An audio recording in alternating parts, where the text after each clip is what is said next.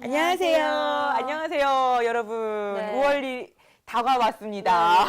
뭔가 5월은 어. 뭔가 둥글둥글한 네. 느낌이잖아요. 그 5월은 행사도 왠지 많고. 분주한 느낌이야. 네, 분주한 느낌인데 5월 1일 딱 하니까 뭔가 잘 시작하고 싶다 이런 느낌이. 그러니까 우리가 이제 방송할 때가 한 5월 2, 3일 될 것 같은데 5월 초반이라서 그런가 좀 상큼상큼한 네, 느낌이 있는 맞아요. 것 같은데 근데 이제 오늘 우리가 하고 싶은 얘기는 뭐였냐면 우리 4월에 굉장히 중요한 일이 있었어요. 네. 우리 여자들한테 굉장히 중요한 일 그리고 우리 그렇죠. 미래 사회를 위해서 굉장히 중요한 일 네. 그게 무슨 일인가 여러분 하실 것 같은데 4월 11일 날 헌법재판소에서 자기 낙태죄 이게 뭐냐면 여자가 낙태를 하게 되면 네. 그 낙태를 한 여자가 죄가 있다고 해서 1년 이하의 징역을 살게 돼요. 아. 그리고 낙태를 해준 의사는 동의 낙태죄 낙태를 하도록 동의를 했다고 해가지고 동의 낙태죄로 의사가 더 2년 이하야. 그러니까 의사는 더 구형을 많이 받는 거지. 그러니까요. 그래서 우리가 이제 낙태라는 이게 그러니까 아이를 지운다는 이게 완전히 불법적인 일이 되었고 이제 뭐 공경화하지 않고 암암리에 네. 암암리에 시도한 일이 되는데 이게 이제 헌재에서 이거는 위헌이다. 이거는 옳지 않은 법이다. 구태의연한 법이 됐고 이젠 법이 바뀌어야 된다. 했고 이제 2020년까지 12월 31일까지 법을 만들어라. 그래야 이제 새로운 낙태법이라고 하긴 그렇고 이걸 대체할 수 있는 법을 만들어서 시행하겠다라고 네. 이제 얘기했죠. 사실 뭐 낙태는 뭐 주변에서 뭐 어떻게 얘기 많이 들으세요? 낙태는 웬만하면 막 어떤 뭐 드라마나 막 썰로만 듣지 누가 자기가 낙태를 했다 이러면서 막 경험을 풀거나 그런 일은 아예 없고요. 혹시나 그런 일이 있었어도 좀 쉬쉬하는 분위기가 아직까지는. 그러니까 네. 제가 보니까요. 1년에 3억 3천만 건의 임신이 있대. 예기치 못한 임신이. 그러니까 전 지구상에 일어난 일이겠죠. 네. 근데 그 중에 절반이 아이를 지운대요. 그러니까 우리 아이를 지운다고 안 하고 임신을 중지시킨대. 네. 그리고 그 절반이 그냥 출산을 하는 거야. 그 중에서 이제 당연히 기쁨에서 태어난 아이도 있겠지만 기쁘지 않은 곳에서 태어나는 아이고 있고 버려지는 아이도 네. 있겠죠. 그렇죠. 있겠죠. 그러니까 이게 정말 우리가 쉬쉬하지만 너무 많이 일어나는 일. 그니까요. 쉬쉬하지만 너무 많이 일이고 그리고 실제로 낙태하는 사람 중에 그러니까 100명 중에 95명은 불법적인 이유고 5%만 합법적인 이유. 그러니까 장애 아이라든가 치명적인 유전병이라든가 아니면 뭐 강간 그다음에 뭐 근친상간 뭐 이런 성폭행에 의해서 원치 않은 임신을 했을 때 법적으로 증명됐을 때 그때만 하는 거니까 100명 중에 5명만 합법적으로 할 수 있고 95명은 못 하는 거죠. 근데 그게 이루어지지 않은 게 아니잖아. 네. 다 이루어지고 있고 그리고 한다더라. 네. 하더라. 어디 병원에서 한다더라. 뭐 한다더라. 그쵸. 이렇게 이런 일이 일어나는 것 같아. 근데 어차피 이게 지금 하지 말라고 해도 불법적으로 다 할 사람은 하잖아요. 어떻게든. 그렇지. 그러니까 어차피 할 사람은 한다는 것을 나라에서도 알고 있다면 차라리 이것을 정식적으로 이제 의료로 이제 시술로 해서 확실한 시술법으로 좀 안전하게 조금 더 시술을 하는 방법을 이렇게 조금 해줘야 되는데 계속적으로 불법적으로만 간다면 이게 잘못될 수도 있는 거잖아요, 수술이. 그러니까 제가 이거 보면서 놀란 게 뭐냐면 지금 뭐 국회의원들은 네. 14주부터는 그냥 가능하게 하자. 네. 22주까지는 무슨 사유가 있어야 된다 하고 막 지금 그 뭐죠? 주수 제한. 네, 네, 몇 네. 주부터가 이게 가능하냐 가능하지 않냐를 막 얘기하고 막 하는데 저는 이거 보고 깜짝 놀란 게 뭐냐면 네. 낙태죄에 대한 인식이 너무 웃긴 게 의사들이 낙태하는 법을 안 배운대. 그럼 어떻게 낙태를 하는 거예요, 도대체? 그럼 책으로만 읽고 막 혼자 아니 책에도 없는 거지. 왜냐면 이게 죄니까 이거를 의사들이 배울 일이 없고 그러니까 유전병이나 엄마가 건강이 네네네. 너무 안 좋아서 네네. 이 아이를 낙태하게 되면 그런 경우 다 대학병원에 가는 거야. 그러니까 대학병원에 레지던트가 그때 그런 환자가 왔을 때 그때 보는 거야. 근데 그런 환자들이 별로 드물잖아. 네. 그러니까 그 환자만 봤을 때 이렇게 하는구나만 배우는 거야. 근데 우리가 모든 사람들이 낙태를 대학병원에 가서 하는 건 아니잖아요. 그러니까 이 개인 병원에서도 할 수 있는 거잖아요. 그래서 내가 더 웃긴 건 뭐냐면 이 낙태법이 없어져야 된다는 가장 중요한 이유 중에 하나가 제 생각에는 낙태를 공식화된다는 게 아니라 낙태가 건강하게 될 수 있는 법을 의사가 알고 있어야 혹시 유전병이든 엄마의 건강이든 무슨 일로든 아니면 자기 결정이로든 낙태를 하게 된다면 건강하게 낙태된다는 거야. 이 부분이 난 제일로 알았어. 그니까요. 안 그래도 그 음. 낙태한다는 자체가 좀 이런 말 있잖아요. 몸에 많이 해롭다. 근데 근데 실질적으로 저도 해로울 거라고 생각을 하거든요. 또 이런 말이 있어요. 그 세포기간일 때 그 한 6주? 8주 이 정도 안에 낙태를 하는 것은 그렇게 실질적으로 막 알려진 것만큼 막 몸이 다 망가지고 막 이런 것까지는 아니다라고 또 그러더라고요. 근데 저는 어떻게 은겸 씨는 성교육 네. 어떻게 받았어요? 저는 학교 다닐 때 그 성교육 시간이 있었어요. 아, 그래서 뭐 그냥 어디까지 배운 거야? 다? 저희는 여러분이 우리가 성인이 할 수 있는 다? 근데 이 낙태죄 관련해서는 많이 못 배웠죠, 여기서. 저희는 성교육이란 게 뭐였냐면 저희 시대 때는 뭐냐면 이렇게 뭘 배우냐면 아이를 지우면 안 됩니다. 그러니까 어떻게 아이가 생기냐. 그리고 아이가 생기지 않으려면 어떤 예방법이 있냐. 이걸 가르쳐 준 게 아니라 아이는 지우면 안 됩니다 해가지고 낙태 동영상을 보여준 거야. 그래가지고 아이가 이렇게 애기 집이 애기 자궁이 있잖아요. 그러면 아이가 세포인데 막 이렇게 막 돌아다니고 있어. 그러면 무슨 기계가 쑥 들어와가지고 애를 막 이렇게 잘라. 이게 너무 잔인한 말이지만 그러면 뭐 진공청소기 같은 게 와가지고 쑥 걔를 이렇게 막 휙 가져가요. 가져가는 거야. 근데 그때 막 애들이 안 가져가려고 막 발버둥을 쳐 걔가 막 약간 올챙이 같다고 해야 되나? 약간 물고기 같다 해야 되나? 막 이러는데 팔다리도 아예 없는 상태인 그리고 거예요? 이제 팔다리가 큰 좀 20주 넘으면 팔다리가 생기잖아. 그 애들 막 팔다리를 막 자르고 막 팔다리가 떠다니고 막 이렇게 해가지고 막 이렇게 이런 막 공포스러운 장면만 이제 보여주는 거예요. 저는 솔직히 말해서 낙태죄가 위헌이다. 오케이, 좋아요. 그리고 이거를 법으로 새롭게 규정해야 좋아요. 근데 그 전에 여기까지 가지 않게 해야지. 그쵸. 성교육부터 다시 해줘야 될 것 같은데요? 여기까지 그렇게 가지 않게 해줘야 되는데 제가 느낀 게 뭐냐면 그 은겸 씨는 뭐 피임약이 뭐 먹어봤어요? 이렇게 물어보면 그쵸. 왜 아직까지도 왜 이게 나한테 이런 걸 왜 물어보지? 나도 질문이 지금 은겸 씨가 결혼 안 했기 때문에 피임약 먹어봤어요? 막 이렇게 되는 거야. 근데 우리가 뭐냐면 20세기 가장 위대한 발명품 중에 에디슨의 전구도 있지만 피임약도 있어. 피임약이 있는데 이 마가렛 생어라는 사람이 이 피임약을 개발하는데 좀 동참한 여자 중에 하나인데, 그러니까 19세기부터 약간 우리가 지금 쓰는 콘돔 비슷한 것들이 많이 나왔대. 근데 19세기 때부터 그런 게 나오니까 이제 19세기에 법으로 금지한 거야. 왜? 너무 성생활이 문란해진다는 거야. 그러면서 그 전에는 피임법이 전혀 무시가 되다가 이제 우리 1910몇 년 이렇게 들어오면서 이제 뭐냐면 피임법이 필요하다는 걸 알게 된 거야. 특히 이제 페미니즘의 선구자들 여자들이. 왜냐하면 여자가 남자 밑에 있게 된 건 뭐냐면 다 결국은 뭐야? 경제권을 못 갖는 건데 경제권을 못 갖는 이유 중에 하나가 뭐냐면 임신 중에는 아무것도 할 수 없다는 거야. 그쵸. 임신 중에 사냥을 하겠어, 일을 하러 가겠어, 농사를 지겠어. 그렇지. 그리고 임신하는 동안 또 애를 낳는 동안 몇 년에 공백기가 생긴다는 거야.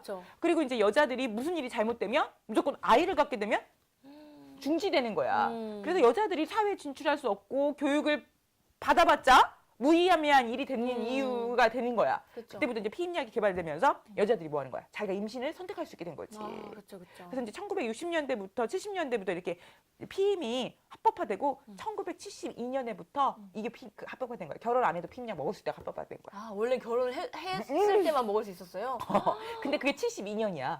별로 안 됐어. 그러니까요. 그래서 내가 피임약 먹어? 그러고 왜 선생님이 너한테 이런 걸 물어보지 하고 대답은 안 해도 되는데 벌써 우리는 보면 피임약을 먹어보냐고 물어보는 그 말 자체도 문제가 있고 이걸 왜 물어보지? 그다음에 내가 먹어도 말 못해. 그쵸. 근데 사실 여러분 피임약이 임신을 조절하는데도 효과가 있지만 우리 생리불순한 우리 중고등학교 때 막 생리가 막 6개월 동안 안 하고 막 아니면 막 한 달 내내 하는 애들 있잖아.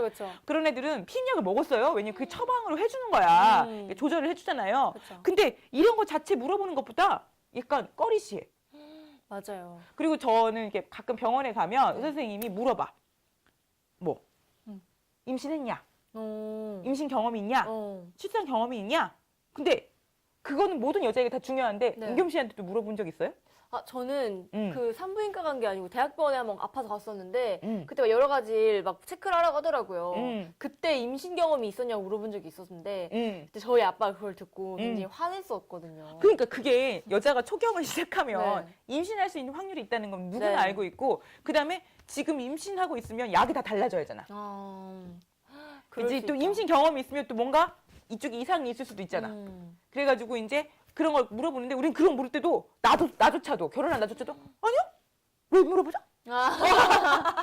아니요? 왜? 얘도 이상하네? 그러잖아. 네네네. 그리고 그러면 산부인과 얼마큼 자주 가세요? 1년에 한 번 가나? 저는 예전에 그 작년에 자궁경부암 예방주? 무료검진 그거 해가지고 날라왔어요, 그게. 그걸 받으러 갔었거든요. 근데 그걸 받으러 이제 저는 일 쉬는 날 낮에 갔었는데 뭔가 저는 산부인과를 진짜 자주 안 가거든요. 거의 안 갈 갔어요. 일이 없지. 갈 일이 없어요. 그래서 그때 가니까 좀 뭔가 이상하더라고요. 그지? 괜히 누구 만나서 괜히 오해받는 거 아니야? 막 이런 생각도 들고 그랬어요. 그러니까 저는 솔직히 말해서 이 법보다 더 중요한 게 네. 사회의 의식과 여자들의 인식인 것 같아요. 그렇죠, 그렇죠. 사회 의식과 여자들의 인식인 것 같은데 저도 그래요. 저도 이렇게 막 출산을 전문으로 하는 산부인과는 좀 안 가게 되더라고. 이제 우리 보면 다른 데는 산과랑 부인과랑 나눠져 있어요. 그러니까 산과에는 애만 나는데, 네. 그다음에 부인과는 이제 여성 질병 모든 거. 그러니까 여성의 생애 주기에 맞춰서 치료해 주는 건데 우리 가면 여자들이 솔직히 말해서 그런 것도 있을 수 있어. 예를 들자면 그거 있지. 소변에 문제가 있을 수도 있어. 너무 자주 화장실을 가고 싶어. 그럼 산부인과 가야지. 그래요? 그 염증이 생길 수도 있거든. 우리 여성분들 중에서 그 여성분 이렇게 말하면 나 너무 적나라한 것 같은데 여자는 화장실에 갈 때 쓸 수 있는 소변을 보는 것과 그 자궁과 그다음에 응아를 할 수 있는 곳이 쭈르륵 붙어 있잖아. 네네네. 그다음에 그게 남자처럼 돌출된 게 아니라 네. 있기 때문에 우리가 아무리 위생을 청결히 한다고 해도 염증이 생길 수 있어. 그러면 내가 다른 때보다 화장실을 자주 간다던가 가렵거나 무슨 문제가 생기거나 아니면 분비물이 많다거나 분비물의 색깔이 안 좋거나 이러면 당연히 산부인과를 가야 되는데 그렇죠. 다 자가 치료를 하고 있어요. 자가 그러게요. 치료를. 맞아요. 근데 사실 저도 한번 방광에 좀 문제가 있어가지고 네. 자꾸 잼 청바지 입고 하니까 이 문제가 있어가지고 병원에 갔는데 나 스스로도 위축이 되더라고. 산부인과라는 게 딱 임신한 사람에게는 행복한 곳일 수 있지만 그렇지. 그게 아닌 사람들한테는 그렇지. 아직까지는 안 좋은 인식이 더 많은 것 같아요. 맞아요. 그리고 저희 보면 이렇게 그 산부인과의 그 진료 그 시스템 자체가 굉장히 거북스러워요. 그 의자요? 네, 의자. 그다음에 거기 옷도 갈아입어야 되는 옷도 갈아입는 거.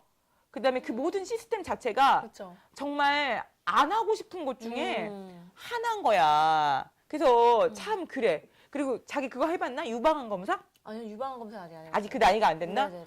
이제 우리 40대 이후에 여자들은 공감할 건데 유방암 검사를 하러 가면 이게 초음파로도 해야 되지만 기계로 압축해 가슴을. 아프지 않아요, 그러면? 엄청 아파. 이게 내가 이렇게 설명하기 그렇지만 이게 판이 내려와 이렇게 위아래에서 이렇게. 그러니까 가슴을 이렇게 올리고 그 판 이렇게 누르는 거야.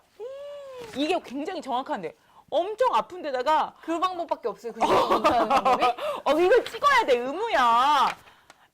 이렇게 눌러야 되는데 거기다가 더 문제는 뭐냐면 그 행위 자체가 너무 굴욕적이야.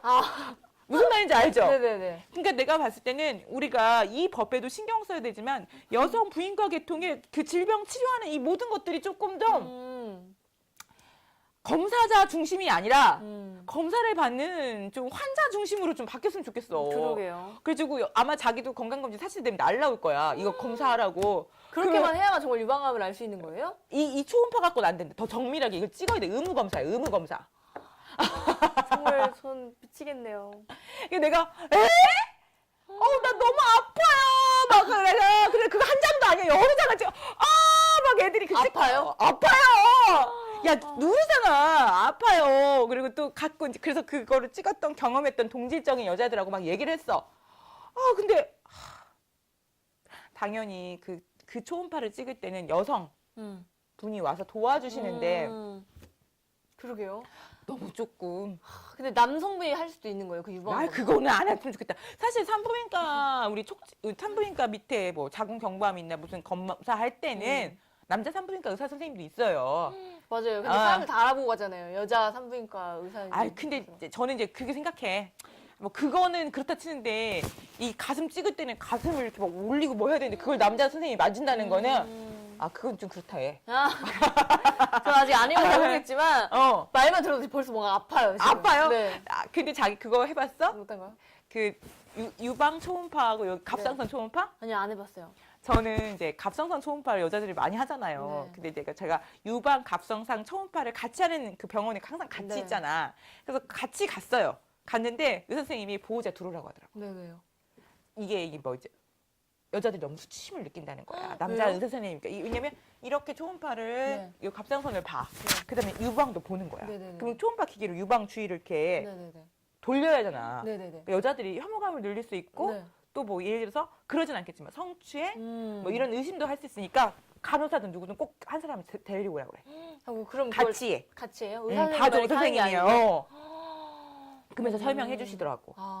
너무 좋더라고. 남자 의사 선생님이지만 이거 부끄럽게 생각하지 마시고 하면서 간호사 불러드리겠다고 간호사가 와서 이거 부끄러운 일 아니라고 몸에 나쁜 게 있는 게 부끄러운 일이지 이렇게 설명해 주시니까 너무 좋더라고요. 그러게요. 그래서 저도 무슨 생각이 들었냐면 물론 제가 봤을 때는 이게 낙태법이 위헌이다 당연한 거고요. 개정하는데 언제부터 언제까지 가능하냐 무슨 사유까지 가능하냐 이것도 중요하지만 일단은 첫 번째 중요한 게 산부인과로 여자들이 쉽게 갈 수 있어서 자기에 맞는 피임법. 그렇죠.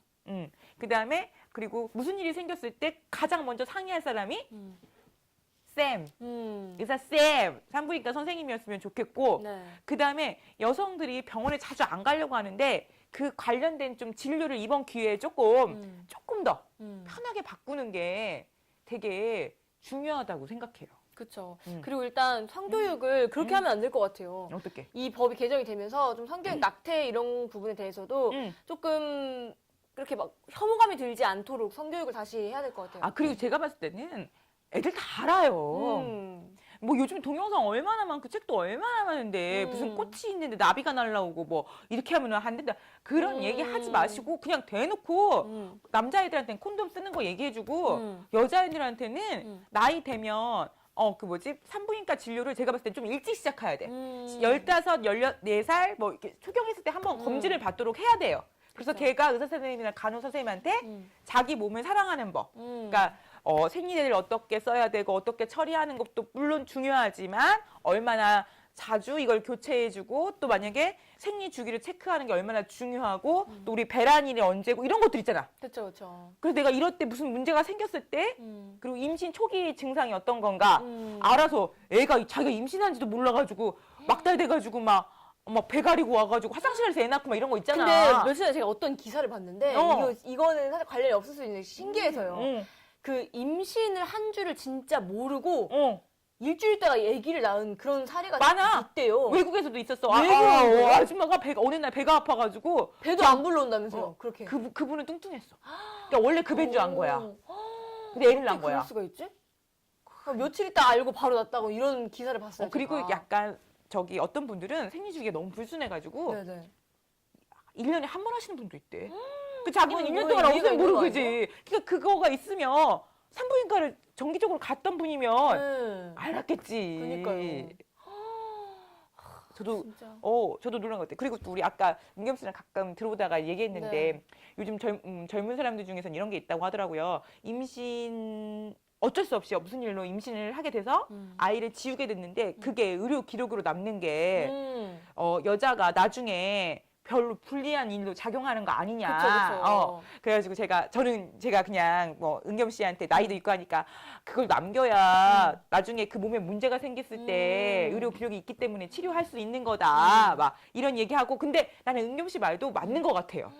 그러니까 여자는 어쨌든 그 낙태를 하게 되면 여자 몸이 상하는 거고 또 여자 기록에만 남는 거고 그럼 남자 여자랑 같이 아이를 만든 건데 왜 이 모든 건 여자만 혼자만 감당을 해야 되냐. 남자도 그 여자의 보호자로 있었던 그 의료 기록이 한 줄이라도 남아야 뭐 어쨌든 비밀로 하든 뭘 하든 그래야 뭔가 좀 공평하게 서로 지웠어도 이런 책임은 졌다라는 느낌이라도 그래서 그 있어야 하지 의료 않을까. 기록을 어떻게 표시해야 할 것이며 그다음에 의료 기록을 의사가 절대 그 여자가 혹시 결혼해가지고 임신해가지고 왔을 네. 때도 절대 발설하면 안 되고 그쵸. 발설할 때는 어떤 책임이 있는지 그쵸. 그것도 저는 명확하게 해야 될 것 같아요. 왜냐하면 아직도 우리 의식에서 여자에게 순결을 강조하고 여자에게 모든 책임을 강조하는 게 맞는 것 같아. 우리 보면 이거 낙태죄가 위헌인 것도 뭐냐면 둘이 잘못했는데 남자가 연락이 안 돼. 근데 여자가 그래서 남자가 연락이 안 돼가지고 애를 지웠어. 네. 근데 처벌은 누가 받아? 자기 낙태죄 1년 이하 여자가 받는 거야. 이게 문제가 말이 되는 거예요, 이게. 걔 뭐야, 그 자식은. 그니까. 걔 뭐야? 걔는 그냥 정말 요즘에 TV에 말하면 걔는 정말 기분만 냈어요, 그 사람은. 그 미친, 걔. 그쵸. 그 새끼지. 걔 뭐야. 그러니까 저는 이 모든 죄가 다 여자 책임인 거야. 우리 그잖아. 솔직히 말해서 애기 가져가지고 결혼하면 시어머니는 당당한데 친정엄마는 아우 너 왜 그랬냐. 뭐 칠칠치 못하게 왜 그랬냐. 이 둘이 좋아하니까 애가 생기지. 뭐 한쪽이 뭐 일방적으로 뭘 마리아야? 성령으로 잉태하게? 그쵸. 그건 아닌 것 같아. 맞아요. 그건 아닌 것 같아. 왜 시어머니가 아유 자기 그러니까. 아들이 잘못한 거지. 그러니까요. 자, 그래서 저도 이런 것들도 그 의료 기록에 남긴 거, 그다음에 의료 기록을 환자를 위해서 보호할 권리를 그쵸. 꼭 줘야 될 것 같아. 맞아요. 그러니까 이 법을 확실히 개정하면 몇 주에서 몇 주가 문제가 아니라 좀 개정되어야 될 게 많은 것 같아요. 저도 항상 생각해요. 그러니까 첫째는 원하지 않은 임신을 하지 않는 예방법이 가장 중요하겠고, 둘째 어쩔 수 없이 임신을 하게 되었을 때 그게 뭐지? 태아의 생명도 중요하지만 임신한 그 여성의 인권에 대한 보호도 돼야 되고 그리고 의사 선생님들도 의료 공부하실 때 이제는 낙태에 대해서 조금 더 전문적인 지식을 네. 가지고 좀 공부를 할 수 있는 기회가 더 주어져야 되고 네. 그다음에 의사 선생님들 중에서도 종교적 신념이나 여러 가지 신념으로 낙태를 안 하고 싶은 의사 선생님도 계실 수 있잖아요. 네네네, 그건 그쵸. 그분대로. 그쵸. 그리고 이제 우리 인식이 조금 바뀌어야 될 것 같아. 이거는 여자의 책임이 아니고 한 여자가 이런 선택을 하게 되면 거기는 한 남자도 있었다는 거. 그쵸. 그게 가장 중요한 것 같아. 맞아요. 뭔가 좀 살짝 심오해지는 그런 느낌인데 어. 그러면은 교수님께서는 그 주수제라고 하잖아요. 어. 여기서 여기까지는 확실하게 허용을 해줘야 한다라는 범위가 있나요? 나는 20주? 20주요? 20주면 그래도 꽤 너무 오래된 거 아니에요? 너무 오래됐는데 근데 개인적으로 나는 네 16주가 좋긴 해요. 네. 초기에 알아야죠. 근데 애들이 초기에 잘 몰라 이런 애들이. 어떻게 근데 16주가 될 만큼 몰라요? 그러니까 원래 임신이 시작하는 날이 배란일이에요. 그러니까 애들이 그걸 잘 못 세. 그리고 우리 보면 또 임신이 돼가지고 착상이 됐는데도 약간 착상할 때 피가 나오기도 한대. 그걸 또 생리라고 착각하는 사람도 있대. 그리고 이제 고민하다가 끝나는 거야. 고민하다가. 그니까. 이거 남자한테 알려야 될 거 아니야. 네네네. 그리고 있잖아요. 너무 초기에는 그 임신 검진하는 거 있잖아요. 그걸 또 검사가 안 된대. 그래요? 너무 초기라는 게 한 4주 정도? 3주? 2주? 근데 우리가 또 사후 피임약이라는 게 있잖아요. 네네네. 성관계 갖고 72시간 안에 먹어야 되는 거. 네네네. 근데 그걸 또 어디서 사? 사후 피임약이요? 그건 약국에서 처방전이 없으면 살 수가 없대요. 근데 의사를 만나야 하잖아. 네, 그쵸. 그냥도 산부인과에 못 가는데.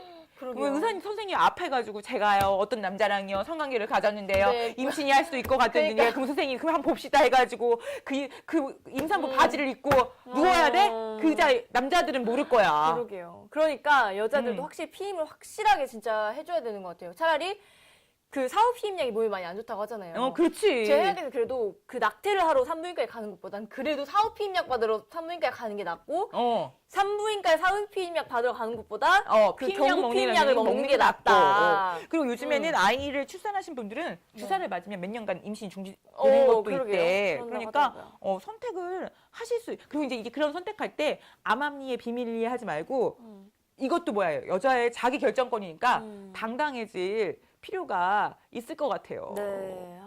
저는 이제 가장 중요한 게 뭐냐면 국회에서 법을 정하잖아요. 네. 근데 국회의원들이 거의 다 남자야. 뭘 안다고. 뭘 안다고. 그러니까요. 뭘 아실까요? 그리고 남자분들이 또 나이도 많으셔. 그러니까 고지식할 거 그러니까 아니에요. 그리고 또 여자분들도 계시는데 나이가 많으셔. 우리 시어머니 나이 또래야. 그렇죠. 근데 그분들, 근데 지금 이 법에 대해서 가장 혜택을 봐야 되고, 가장 뭐 혜택은 보는 건 아니겠지만 가장 관심 있는 애들은 지금의 10대, 20대, 30대 여성들이라고 생각해요. 그쵸. 근데 법을 정하는 사람들은 40대 이후가 너무 많은 거야. 그래도 남자가 많은 거야. 그리고 네. 뭐 이제 종교단체, 무슨 단체 올 거 아니에요. 그쵸. 근데 저는 물론 종교단체 의견 중요합니다. 네. 그 다음에 뭐 어디 단체에도 뭐 그 국회의원들도 뭐 조사하시겠죠. 그렇지만 저는 가장 이 법의 소용돌이 안에 있는 10대, 왜 10대가 중요하냐면 걔네들이 20대는 어떻게 보면 선택할 수가 있어. 걔네들은 답이 없어. 그렇죠.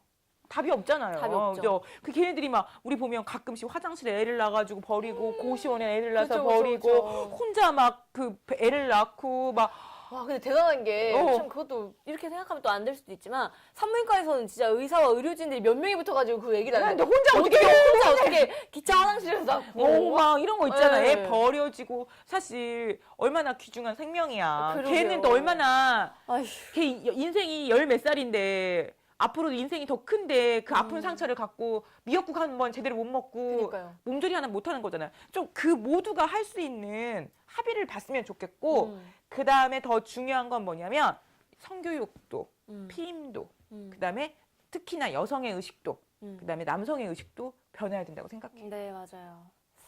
저도 생명은 소중하다고 생각해요. 그렇죠? 네, 생명은 소중하죠. 그리고 우리도 그 생명 자체는 죄가 없죠. 네, 그렇죠. 그렇죠. 그런데 우리가 그 생명 자체가 더 순수해지길 바라면서 하는 것 같아. 맞아요.